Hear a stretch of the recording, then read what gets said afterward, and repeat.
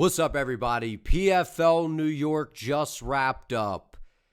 And the topic that everyone is talking about right now is exactly what I have been saying for a really long time now. We need Usman Nurmagomedov in the UFC. That, to me, is the only move that makes sense right now for Usman. What's left for him outside the UFC? Look, I know that Jake Paul and MVP, they're stepping in and taking over. Nikisa Badarian, and these guys know what they're doing. I know that people, they don't like Jake Paul and the antics and all that kind of stuff, but the reality is, what was one of the big weaknesses for the PFL? It'd get to fight week and it'd be a day out from the card, and you're like, oh, wait, there's a card going on this week? There was just like no promotion. But what's Jake Paul do a great job of? Whether you like him or not, he gets attention. He knows how to get attention, knows how to create buzz and headlines. So I actually think that it could be a very, very good thing for MMA. So we'll have to see how it all plays out. But the bottom line is, I just don't feel like there's anything left for Usman Nurmagomedov outside of the UFC. Two of the better lightweights in the world outside of Usman that are not in the UFC, you have Archie Colgan and Paul Hughes. Usman beat Paul Hughes twice. And then he just went out here and knocked out Archie Colgan in the very first round. I don't know if a lot of people realize how impressive this win is. Archie Colgan was undefeated coming into this. A teammate of Justin Gaethje's. They train together all the time. So you know that Archie's getting in really good work. Really, really strong wrestler. Really good boxing. Excellent footwork. Dangerous power. Coached by Trevor Whitman. And listen, we know what a wizard Trevor Whitman is. The game plans, the strategy, all those different things that he brings to the table. And it wasn't even close to enough to be able to go out there and compete with Usman Nurmagomedov. That is the level that Usman is at in his career right now. And guess what? He's only 28 years of age. He's 28. He's in the prime of his career. Right now, he's in the prime of his career. Obviously, we know he's a part of a super camp, an elite camp, with Umar and Islam and Habib and all of the savages that they have out there, right? So many high-level fighters. And I've been saying for years now, Usman Nurmagomedov is one of the most elite and well-rounded mixed martial arts fighters in the world. And he just might be the best 155er on planet Earth. But until you go to the UFC and we see you in the Shark Tank against the best 155ers on the planet, then we don't know for sure. And the time is now. The time is absolutely now. I need to see it. We all need to see it. Fight fans need to see it. Usman Nurmagomedov in the UFC. Dana White, Hunter Campbell, Mick Maynard, Sean Shelby, whoever. They need to be doing whatever it takes to get Usman in the UFC.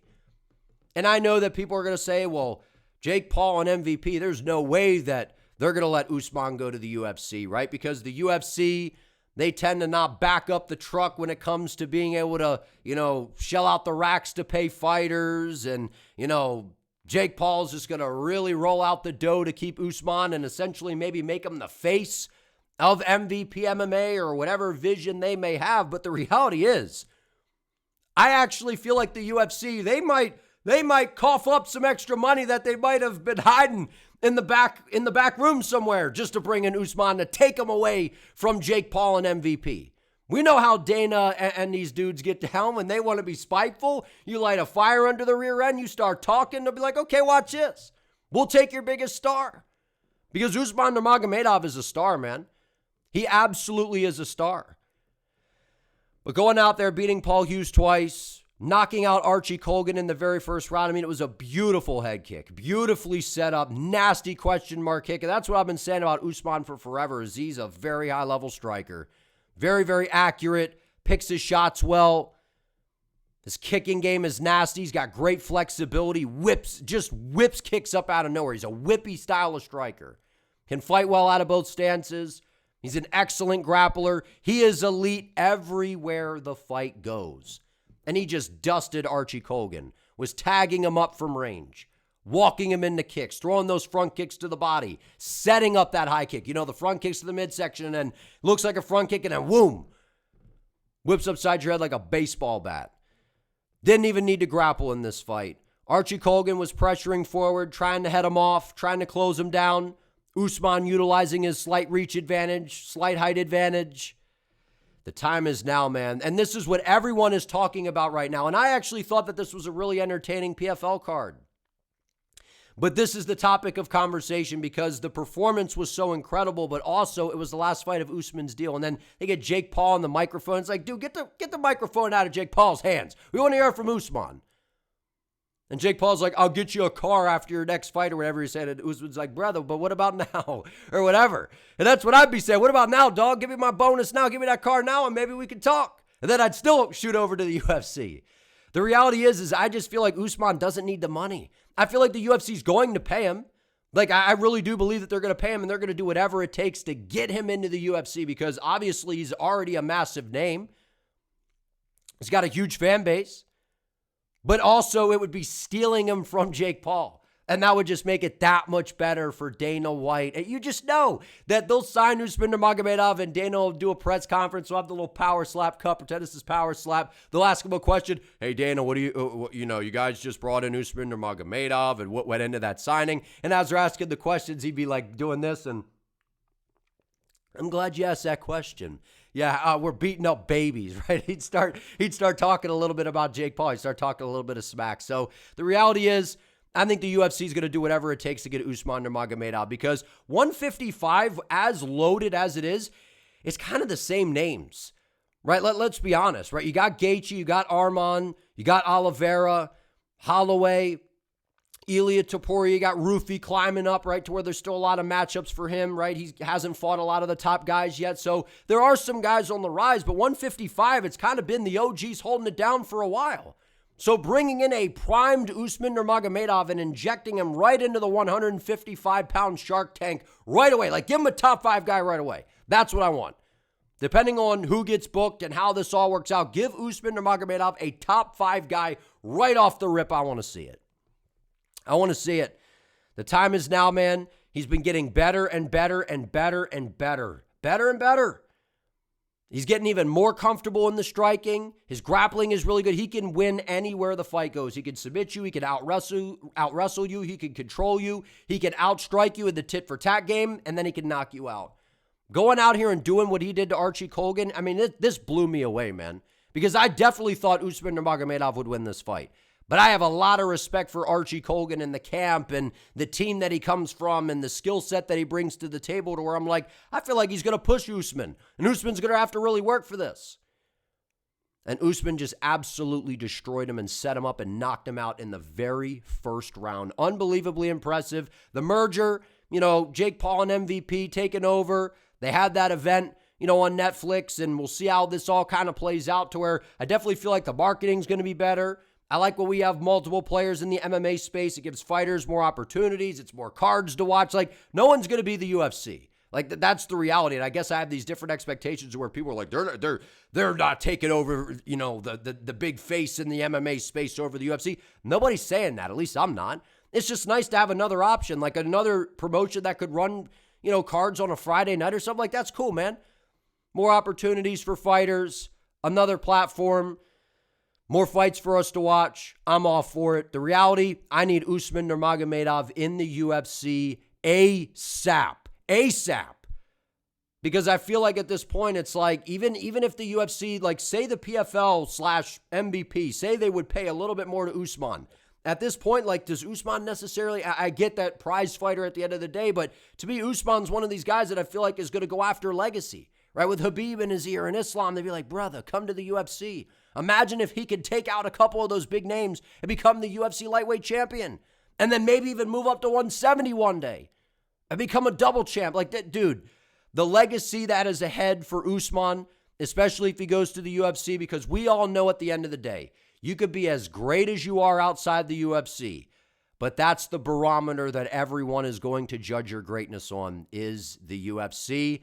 I really do believe that we are going to see Usman in the UFC. I need to see it. Going out here and beating a super skilled fighter in Archie Colgan and dominating him and putting him away in round one, unbelievably impressive. Archie Colgan, he'll be back, man. He's a super skilled fighter. Usman Nurmagomedov is just that good. Get him in the UFC immediately, man. And as for the rest of the card, I mean, Dakota Ditcheva, I mean, she's a superstar. She's one of the biggest names in women's MMA, period. And to go out here, I mean, Denise put up a pretty good fight. And I know that she's got solid striking. She's got a decent ground game, some judo skills. But the reality is, I mean, Dakota Ditcheva was just massive in there. Much taller, had the reach advantage, can switch stances very well. And Dakota's one of these women that just spells danger everywhere the fight goes. She's dangerous on the ground, got submission skills, nasty ground and pound, and really the striking is her bread and butter. She's got the it factor. And it's just kind of a shame in a way, because I know that we keep saying that because it's like we want to see, these other promotions take off and, offer something else outside of the UFC. And sometimes a little bit of competition, like what we got going on with Usman, it can kind of push the UFC to make some moves, But the reality is like, I would love to see Dakota Ditcheva in the UFC against some of the top, women's opposition out there, man, because there's no one that can compete with her in the PFL. She's just going to dominate. And I think she's got quite a few fights left on her deal. So, I mean, it's cool because we're going to get to see her go out there and show out. And I thought she would get a finish here, right? So that was a little bit disappointing to me. It was kind of a tit-for-tat battle. But at the end of the day, I mean, Dakota was dominating the fight, controlling the range, battering Denise to the body with the kicks. Dakota Ditcheva is a superstar. She's outstanding. Her striking is super fun to watch. Brilliant performance, absolutely dominant. Just kind of a shame that it's just going to kind of be her going in there against competition that's not going to be able to keep up with her. But she's a stud, man. Amru Magomedov, listen, out of all of Abdulmanap School's students, right, Team Habib, man, Amru, he is one of the most polished and promising fighters coming out of that camp. I mean, this dude is so skilled. He is so polished, so technical. Everything comes from where it's supposed to, and he is complete, and he is really good everywhere. His striking is outstanding. We didn't even really get to see his ground game in this fight. And I thought he was going to take down Angel and submit him. And that's not what happened at all. He just banged him up on the feet, and he ended up damaging his foot really bad. I don't know if he, bounced one off the shin of Alvarez. Maybe one got checked, or he landed one off the knee. His foot was a balloon, right? But this was a great performance by Magomedov. I mean, going out there, displaying the striking, getting the TKO stoppage, ripping to the body well. The kicks were nasty. His boxing is sharp. This is one of the more promising prospects on the rise coming out of that camp, man. I mean, Team Habib's got some savages. The Abdulmanap School, Amru Magomedov, dude's an absolute savage. He's super technical, very polished, very well-rounded. This was a clinical type of performance. Very, very impressive. Uh-oh. We clicked the wrong thing here. How do we go back? Okay, there we go. That was very impressive. And then this right here, Mustafa Diakate, this dude is a star in the making, and he's someone that Jake Paul, you could tell, is going to really start to put the marketing push behind. I mean, first of all, shout out to Darrell Walker for stepping in because, Diakate's opponent, whatever happened there, that fight fell off, and I'm like, man, it's unfortunate we're not going to get to see Mustafa on this card. And then Walker steps in on very, very short notice and goes in there. So, shout out to him. Otherwise, we wouldn't have gotten to see Mustafa compete. But Diakate goes out there, lands some big shots, clinches with him, drops him on the deck, starts landing some big shots, goes to the body, is working him, and is able to get him out of there. I mean, Mustafa's got the it factor, right? He's got the look, he's mean, he's fun, he's got personality, he's got aura, he's got swag. This is a superstar in the making, and I'm sure Jake Paul is going to do whatever he can to keep this guy around and continue to build him up. This guy's already got a big fan base. He's already a very popular fighter. I imagine that stock is only going to build, especially after a very dominant performance like that. The dude is menacing. He's terrifying. He's scary. I like everything that he brings to the table. I'm a big Mustafa fan, man. That was impressive. Rafael Stotts versus Dayron, man. Lazaro Dayron. I actually was a little underwhelmed by what we saw from him in this fight. And I actually thought that, I don't want to say it was a robbery because I don't think close fights are robberies, but man, I thought that Stotts kind of won this in real time. I'd have to go back and watch it more from a judge's eye, but I thought it could have went either way, right? I thought that Dayron was landing like the more clean, damaging shots per se, but Stotts was clearly ahead. Like, he was just jabbing him up, landing kicks to the body. It was that open stance battle, was defending the takedowns well. I know Dayron hit an early takedown, but that was the only success he had grappling, and he did nothing with it. And that was like at the tail end of the first round, right? He was landing some good shots. The head movement was good, but one of the problems with Dayron, I've been saying for a while, is cardio is not that good. So for a guy that's in the lighter weight classes to not be able to fight a hard 15 minutes is a little concerning to me, especially as he starts to move up the rankings and get closer to fighting for a belt. You know, Stotts is a veteran. He's been around for a while. This was more competitive, honestly, than I thought, because I was saying that I don't think Rafael is the same guy that we saw a few years ago. And he showed up tonight, put on a good performance. I thought this fight was very close, could have went either way. It was the volume of Stotts, the more damaging, significant shots I could see, you know, being on the side of Dayron. So it was close either way. I don't really have a problem with the decision, but I thought in real time, I was like, I feel like they're going to give this to Rafael Stotts because he was a little bit busier. But either way, close fight, very, very technical, and some good back and forths. Then we had Gauchi versus Bagoso. This was just a good technical performance by Sean Gauchi, right? He had that good high guard. The calf was getting torn apart. Allen was doing a really good job banging up the lead leg, but that was about it. He was just kind of throwing these big hooks. Gauchi was just eating them on the guard, keeping the high guard up, sticking and moving, ripping to the body. And then once he got to the takedowns, Bagoso could not get up off of his back. So a very technical overall fight between the two, but Sean Gauchi just a step ahead and a little bit more technical all around. And yeah, he clearly won this fight. It was a good performance by Gauchi, did what he had to do. Piersma versus El Dafari.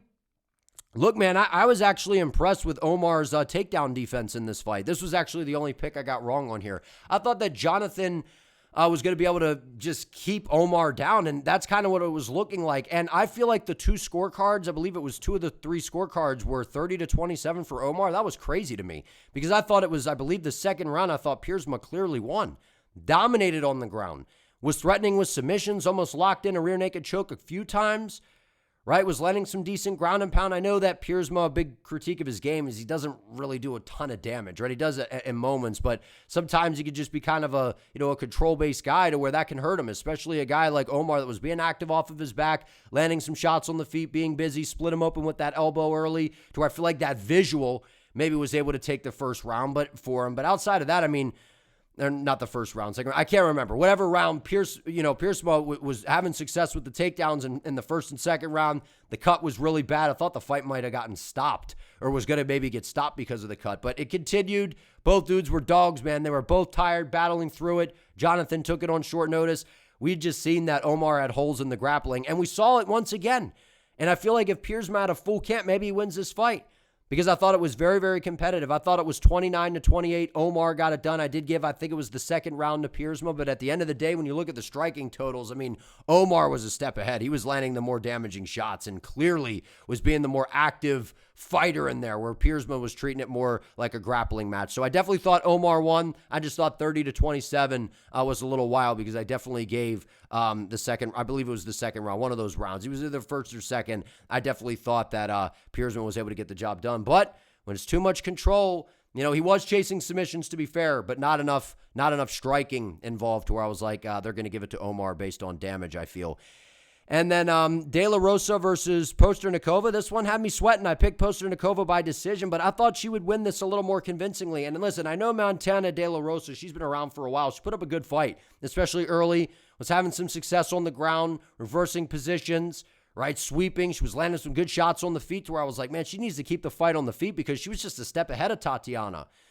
But the reality is I did think that Tatiana got this one done. I did have it 29-28. I think this was a split decision, so I wouldn't have thought it was crazy if Montana would have gotten the job done. But to me, Posternikova, she had the early success. So did Montana, but as the fight started to play out, we saw Posternikova start to have more success in the grappling and land some good shots on the feet to where I felt like she was just a little bit of ahead and a little bit busier than De La Rosa. But Posternikova had me sweating my pick there for a little while. And then the first fight of the night, I mean, we all knew how this one was going to go. Delva's best bet was to try to get the fight to the floor, which is what he tried to do, to be fair. I mean, he did what he should do. Go out there and get in the face of Levon, try to take him down because Habalayev is nasty on the feet, man. And the reason that I picked him by round 1 KO was because I figured that Delva was going to look to grapple, but the problem is Khabalaev has good takedown defense, and he's really starting to round out his game. And for a guy that's only, 5 fights into his pro career now, he's only going to get better. He's, a big dude. He's powerful. He's very explosive, a nasty striker. He's going to be one of the better strikers, I feel like,